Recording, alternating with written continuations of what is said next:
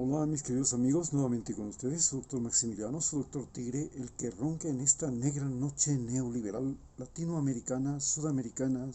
ecuatoriana. Un consejero de internautas en aspectos de salud, ambiente y gobernabilidad que les va a hablar acerca del 11 de septiembre. ¿Qué es el 11 de septiembre para Chile? ¿Qué es el 11 de septiembre para Estados Unidos?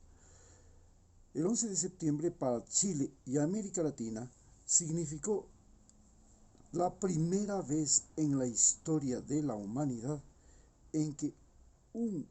gobierno socialista llega al poder a través de elecciones populares y 3 años después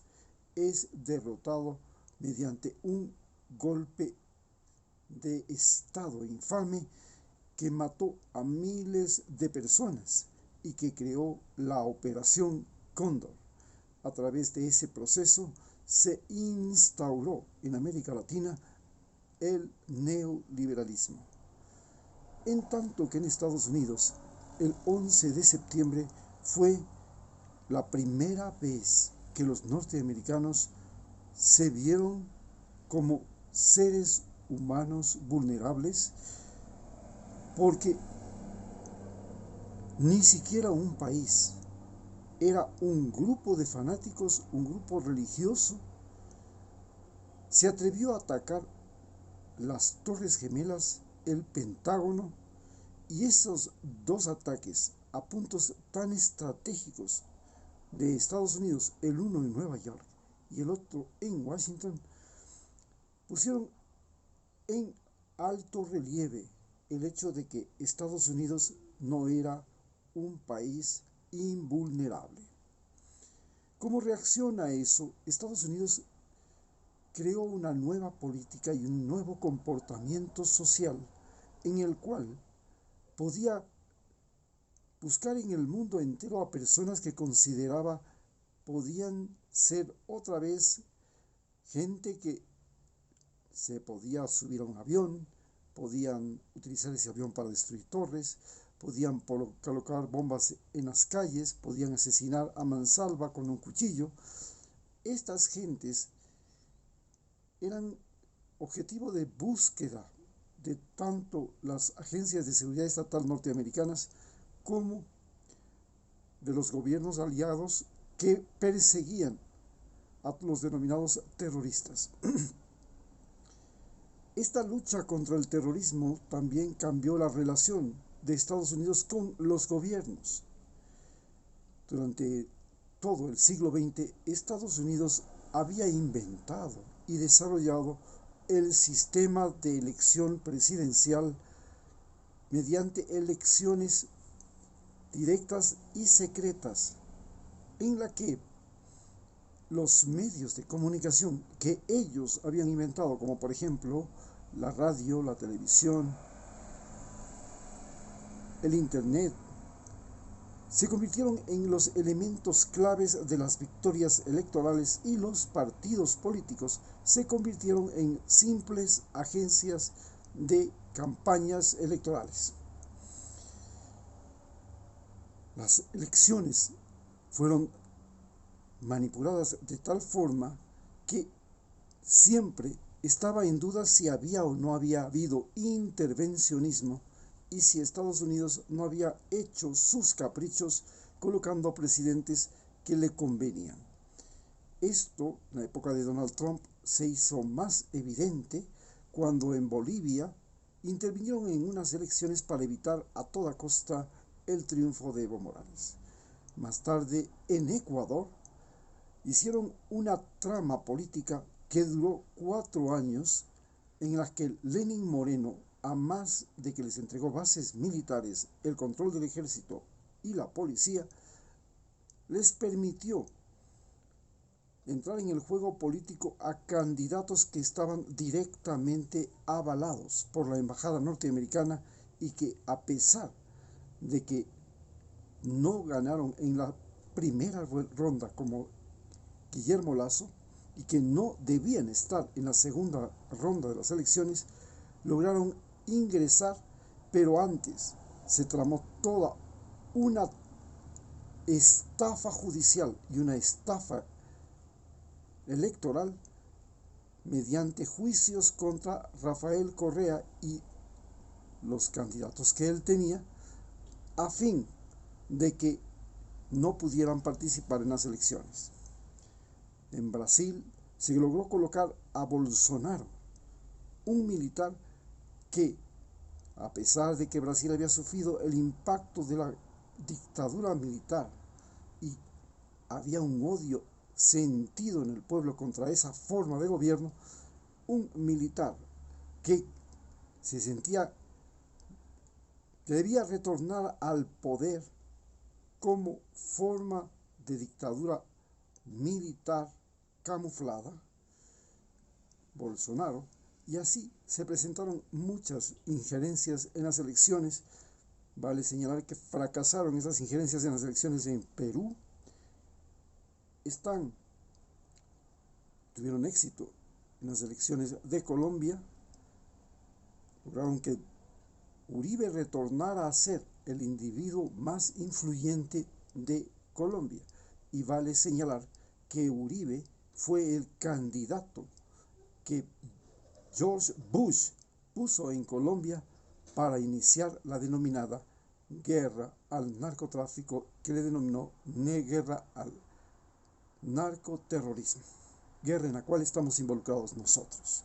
Ecuador, a partir de esta guerra, se convirtió en el mayor exportador de cocaína de Sudamérica, mientras que Colombia y Perú son los mayores exportadores. Ecuador saca la cocaína de Colombia y Ecuador saca la cocaína de Perú. Esta injerencia de los Estados Unidos llevó a ser un sistema tan sofisticado y manejado electrónicamente que le permitió utilizar drones para matar a personas que consideraban enemigos. Pero no solamente eso, se extendió el espionaje electrónico, llegando inclusive a espiar a los presidentes de los países aliados de la OTAN. La injerencia política tuvo tal impacto que utilizó países como la base de Guantánamo y otros, donde se crearon prisiones donde podía tener a la gente sin juicios, sin sentencia, encerrados por tiempo indefinido, es decir, eran desaparecidos forzosos que llegaban a esas cárceles a vivir torturas, la humillación y la completa impunidad ante la violencia que contra ellos se ejercía. Es así como desde ese momento, desde el 11 de septiembre, el mundo ha visto a Estados Unidos crear nuevas formas de guerra, como la radicalización de los bloqueos en el caso de Venezuela, el uso de la guerra cibernética, el uso de la guerra electrónica, y China denunció que la pandemia que hoy vivimos fue producida por militares que llegaron para una competencia en Wuhan, una competencia entre escuelas militares, entre ejércitos, y que llevaron esta peste hasta China. Estados Unidos, en cambio, reclama que fue a la inversa. El asunto también tiene importancia porque la guerra de presión diplomática y la guerra de injerencia mediática, utilizando las redes sociales, se ha tomado un cuerpo extraordinario. Hoy Rusia denuncia la injerencia de las redes sociales de Google, Facebook, Twitter en las elecciones de la Duma de Rusia. Por supuesto, los norteamericanos reclamaron a Rusia la injerencia en las elecciones en las que Hillary Clinton perdió y ganó Donald Trump. Esta guerra que hay ahora de injerencia en las elecciones es otra de las caras que ha nacido de la catástrofe del 11 de septiembre en Nueva York. Así, estamos frente a un problema con dimensiones colosales. Usted es ahora objeto de vigilancia a través de las redes, que no solamente saben inclusive lo que piensa, sino que puede dar seguimiento a todas las personas con las que ustedes se relacionan,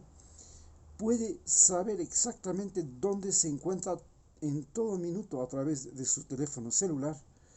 y puede de todas señalarle o determinar que usted es o no es un peligro para el gobierno que está favorecido por Estados Unidos o inclusive para los Estados Unidos. Sin embargo, de todo esto, los talibanes, que fueron los grupos señalados como causantes de la catástrofe del 11 de septiembre en Estados Unidos, han derrotado al ejército norteamericano tras una larga guerra de 20 años extremadamente costosa de más de 2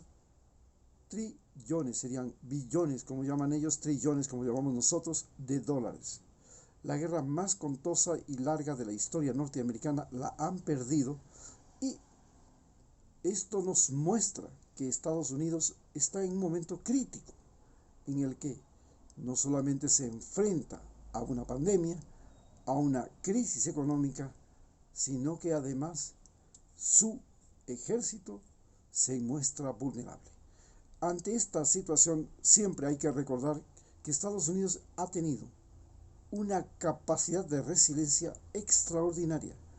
Ha podido salir de la guerra civil, de la Primera Guerra Mundial, de la Segunda Guerra Mundial, victorioso y renovado. Muchas gracias.